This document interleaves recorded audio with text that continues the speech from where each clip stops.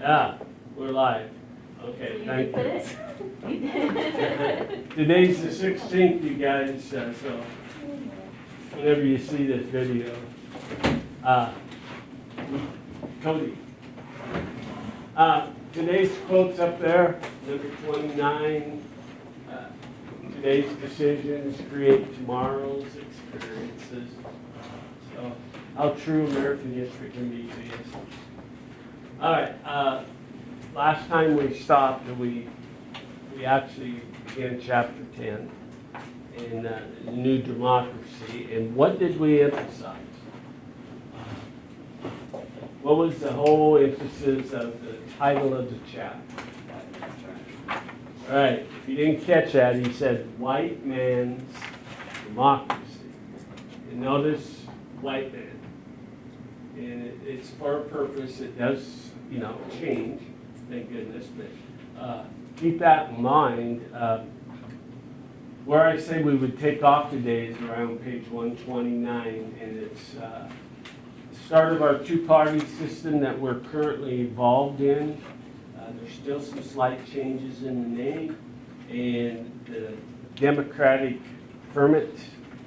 And I prepared a list of things to talk about because it includes what's happening to you today and how we, evolved in our American society and our structure of our government and almost everything. In review, we talked about how things changed in dress, social status, styles. What was a one big ingredient? Anybody? How about you, Nancy? What was the one place people can...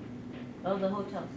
Right, the hotels were the common man democracy was at a rise at this particular time.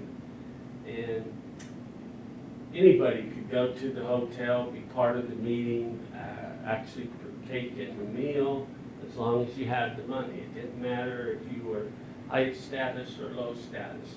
Everyone was treated equal, and it gave a place where people could meet and, maybe discuss things. So that was, anything else you think of was vital. What else was, a couple other things. You're looking up quickly. Architecture and sculpture. Right. The way we looked at things, drew things, created structures. What was the grand finale, sort of, what made our buildings stand out for New America? The Greek style of architect, borrowed from the Romans and the Greeks, gave our landmarks a lot of grandeur feeling. So we were different in, not a whole lot, but in structure and in the meaning, we were different than Europe. And it changed us. But keeping that in mind, who was president at the time? Andrew Jackson. And he had a special demeanor. Anybody you want to try to describe couple of his characteristics? Let me look back here. Don't look, just take a guess. You'll probably be right. Louder? No, you got this, Mariana. Uh-huh. Oh, I didn't. I thought you were saying something. I never heard of that one. You got this, Mariana. Oh, why you gotta give me that one? You're giving me the hotel one. Okay. Most people come in just take a guess. Was he a really outspoken guy or a really introvert? Outspoken? Very good. I knew it. Thanks for that. Anybody else? He had certain what? He liked to stir up trouble or... Okay, what's that term called? Uh, He was known for it. ferment or something? Well, it is the word ferment. Oh, yeah, what is that? Yeah, the democratic ferment is to stir up problems, issues, so don't let things lie necessarily. Well, what do you think about this? You know. Anyway, it was just his style. And to be honest with you, it's not a bad idea. Okay, I have, again now, some things I prepared. And I want to see if I can get some information from you or, okay, help you. Okay, in the democratic ferment, these are some characteristics that change our whole democracy system. And we go, you know, we're a republic democracy, but we're becoming, you know, we're still changing and adapting and adopting to what we are currently today. Okay, this was the rise during his presidency, Jackson, rise of the common man democracy, we're going to call it. Ownership of land did not always mean that that you had to own property, let's say, to be part of the political system or to be part of the system, period. The class divisions were not established yet. It doesn't take long. Within, you know, 10 to, let's say, at the most 40 years, all this changes in a very short period of time, actually shorter. But just to prove you a point that there was a period of time in history where just anybody except women and people of color could become part of the system and solution, whatever you want to say. Okay, there was a new trend to have public officials elected. Now that could have been local, city, county, and state. Instead of being appointed. Cody, you have very high amounts of prestige, money, power in our state of Virginia. And, you know, it's very vital that you might favor someone back there to run our TV camera for us because he had, you know him and he's special, right? So instead of being elected by the rest of us, you know, you might appoint. Well, that no longer was a primary occurrence that was going on for a while. And it was kind of, I'm going to say, kind of nice to see that people had a chance to join in on this.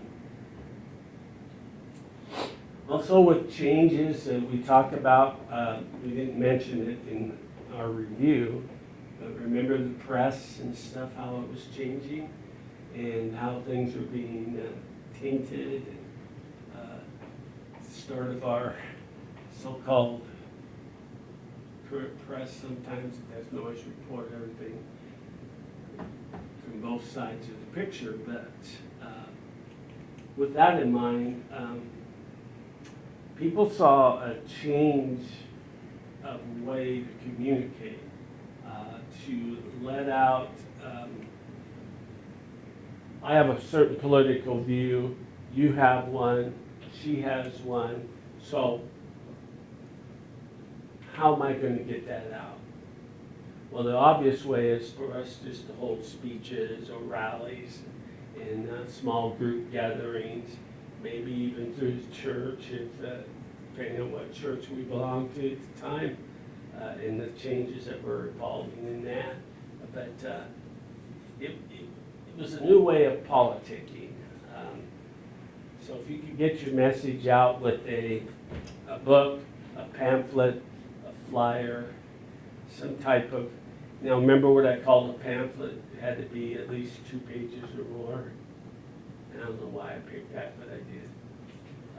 Otherwise, the flyer would be one page and you stick it up, kind of like on my board here. Okay, so, but information that people didn't know by word of mouth.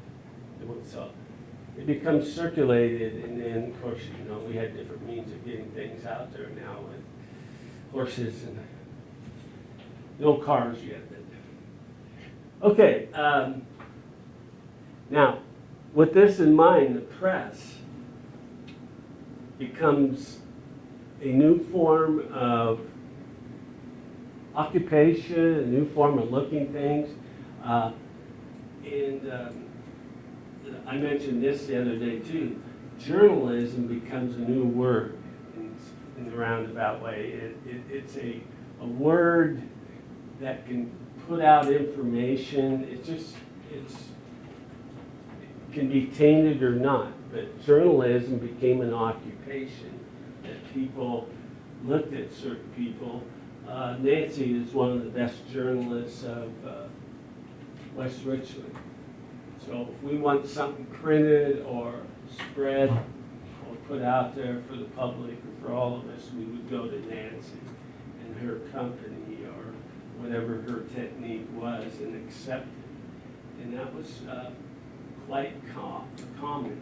And she was really, really good at reaching you emotionally to stir things up.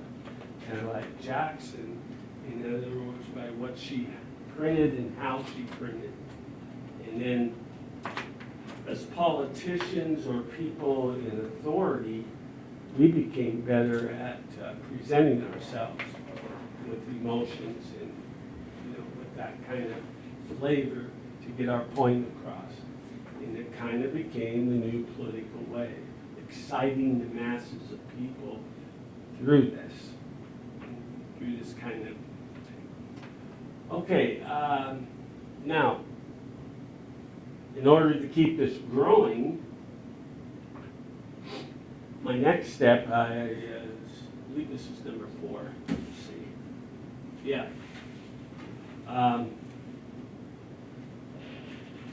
In order to keep this going, we need to get organized at local level. Local level could be county level, it could be city level, and more than likely in American history at this time, it was a little bit more of a state level, so we could, as the states were, you know, joining together and becoming more unified in causes, but they still had to go back to get, you know, the backing of their state representatives, the people in general.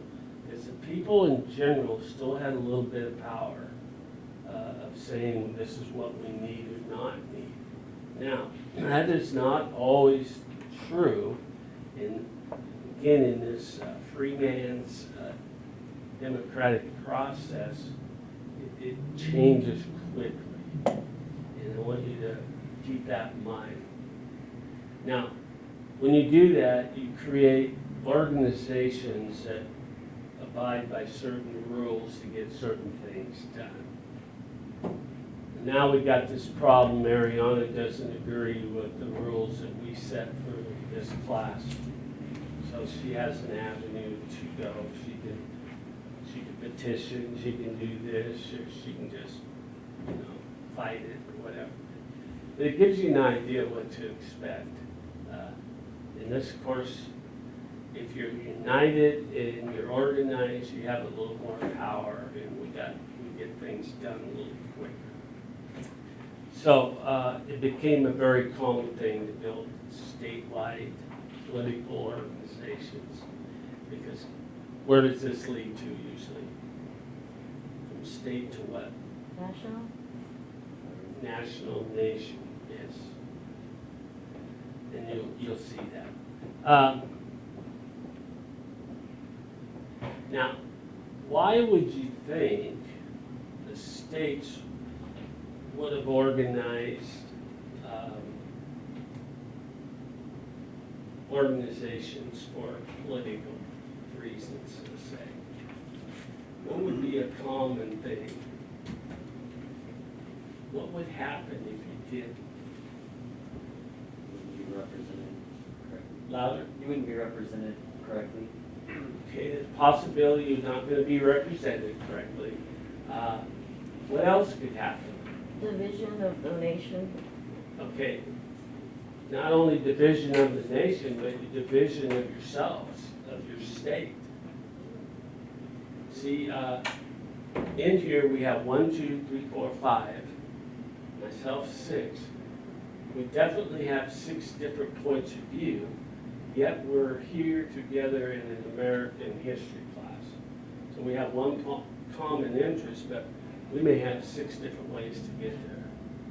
And I may have my way of trying to tell you how to get there. Now you get to accept it or not, and you get to make choices. Well, with organizations, you have that ability.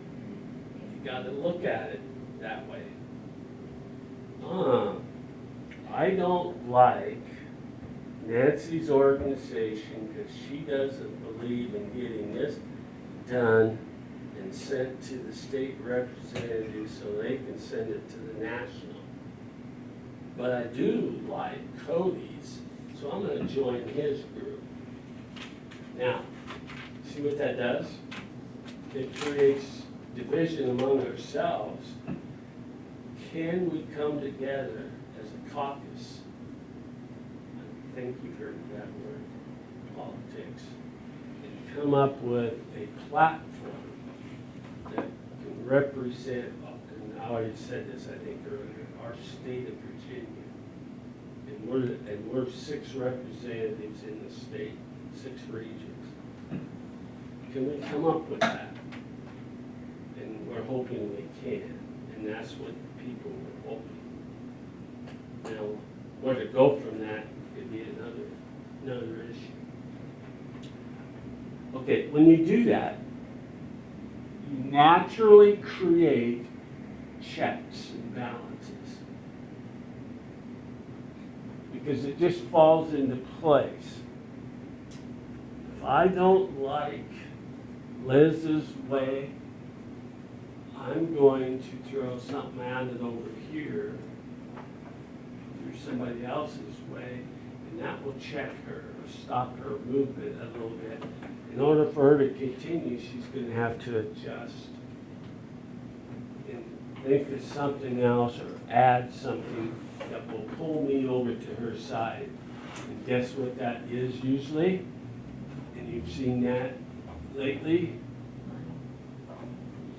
Not the money, and I'll pat you on the back if you pat me on the back, and we'll help each other get to where we need, and we won't care about the common man. Now, that's my little entry into how quickly this 10, 20, maybe 30 years of free man's democratic, everybody can join in. And we immediately will start a party system, and we will have social classes. Social classes came first because it was natural. The political party systems evolved because of them. That makes sense? All right, That, question for you. can you repeat that? That last sentence? The last He's gonna read. statement? Yeah. Read, please. I can't remember. The party systems that we have were created by, you writing it down?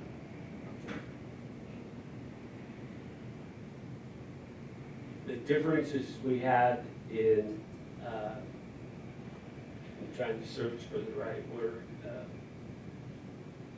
the right political organizations we had at the local level.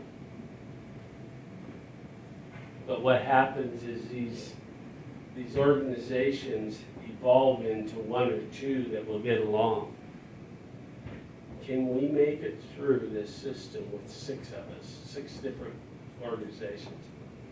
Can we get through that door and into the next room easier with just two of us going. That's the point.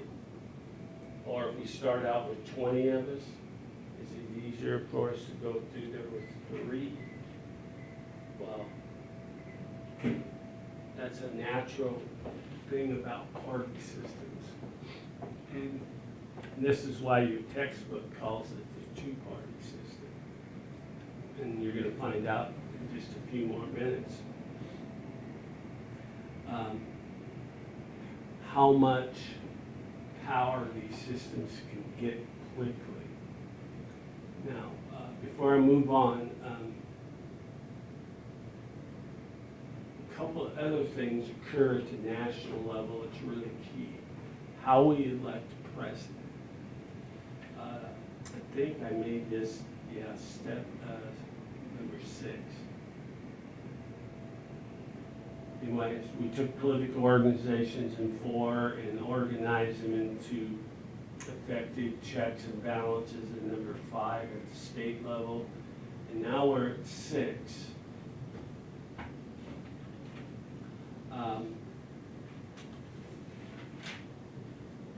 When we go from state to national, you have to have some reason to get there and some means of getting there.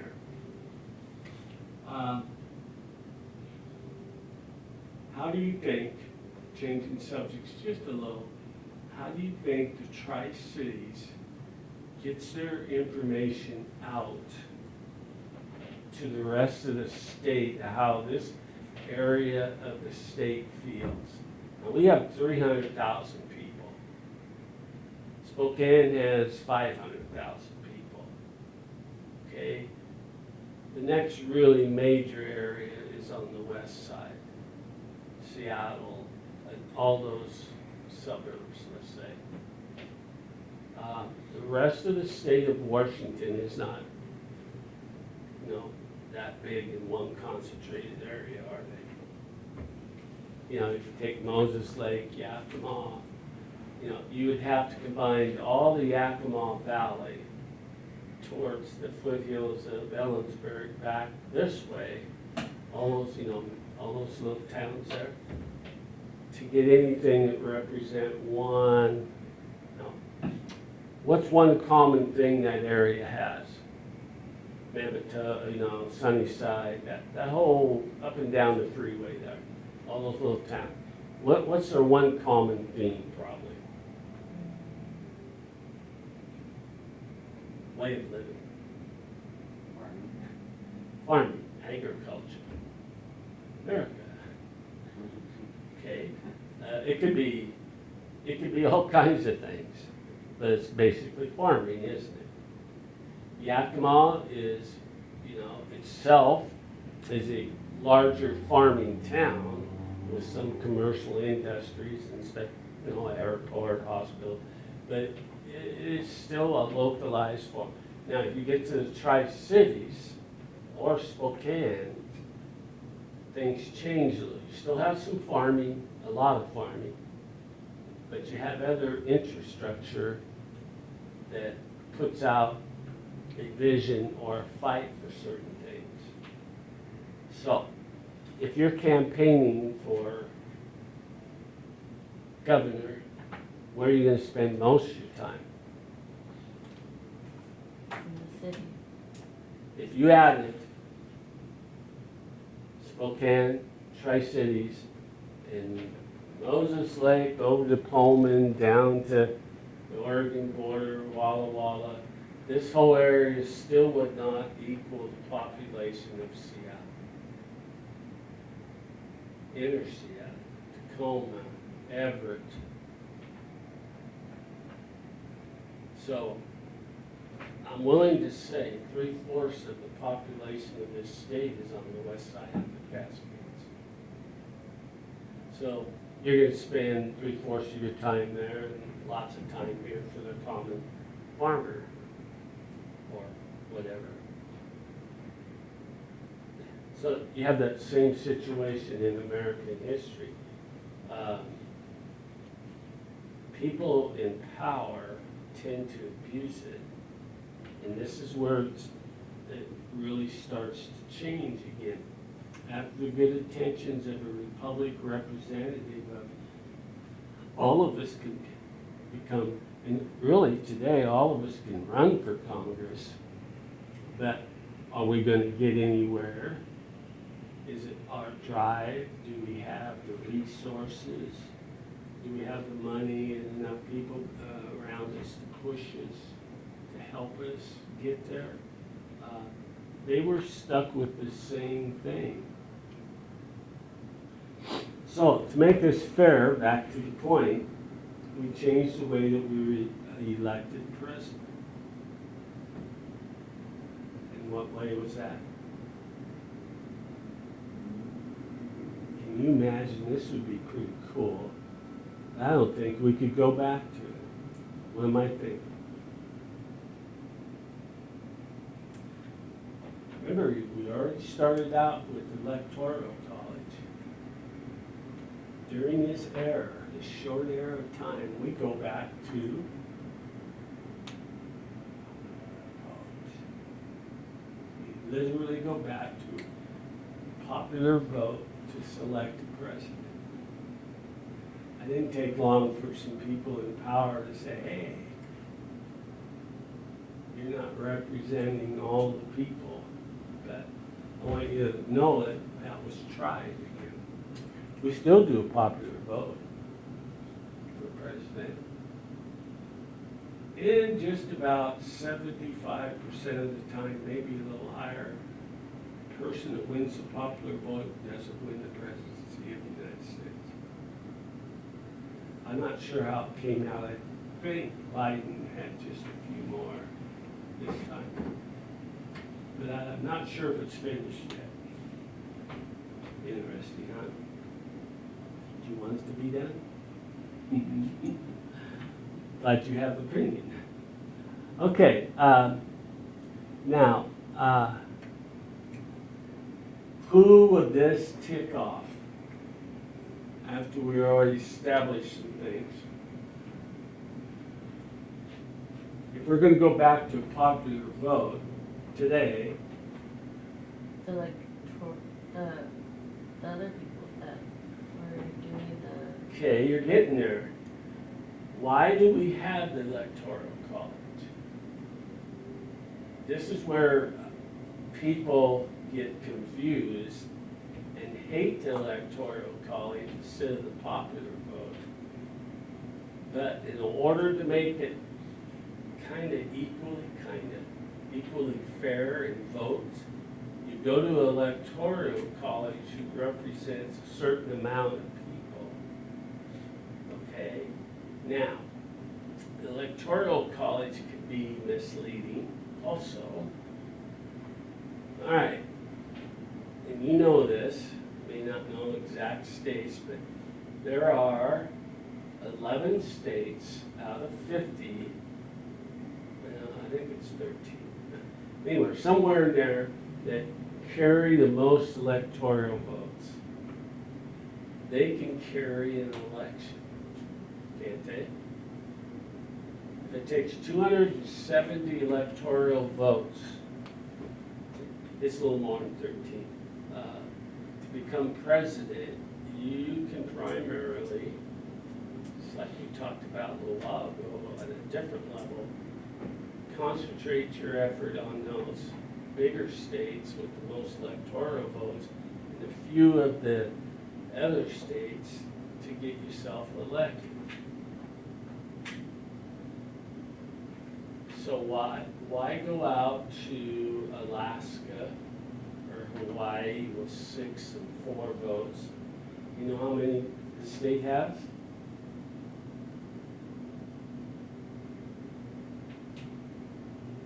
12. If I remember right, 12 electoral votes. Next biggest state out here is California. I believe it's 35.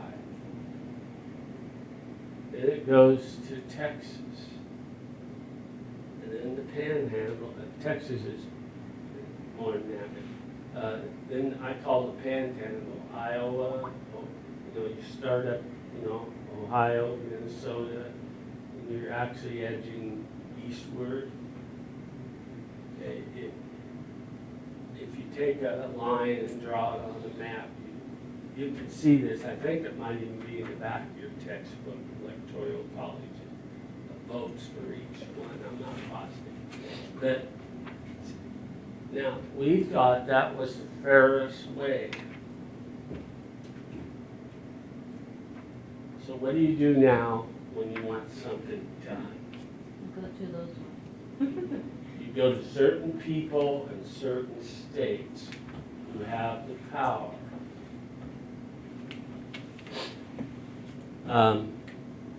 It's a natural thing to do, but the thing is, can we keep it honest? Are we doing it for the right reasons? Now you girls, you guys and girls can understand how easy it is for somebody like Hillary, or what's her name,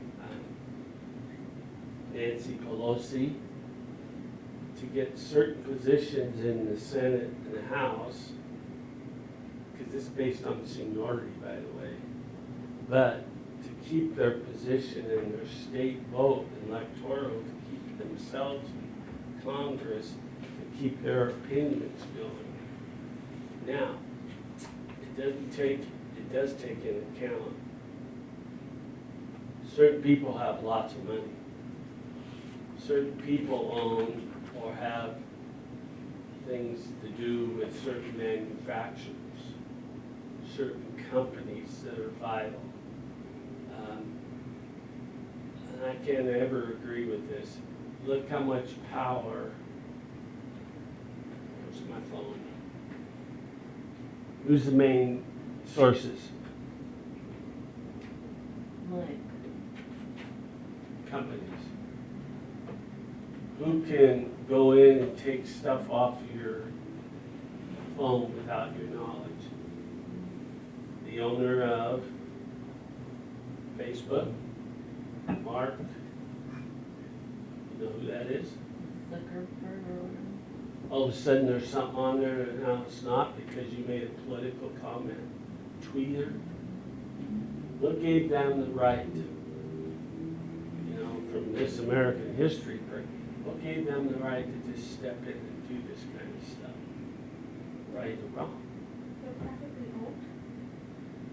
Some of them are, but most of them are owned by 4 or 5 people with a board that's already been bought and paid for.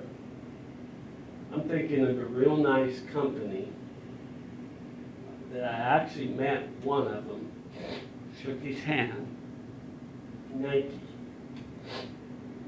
Nike started out as a University of Oregon grads and built, because of Bowerman and track and field in Oregon and the invention of the waffle shoe by his wife.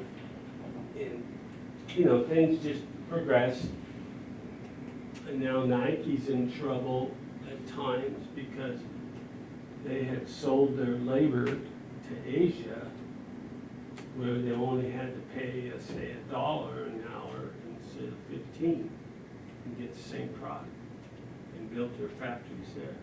Well, then Trump comes along and says, no, we're going to tax the heck out of you, or whatever, import the heck out of you, to bring your products back if you don't move back here and build your factories. Which was, to me, a good thing, but I took a lot of guts.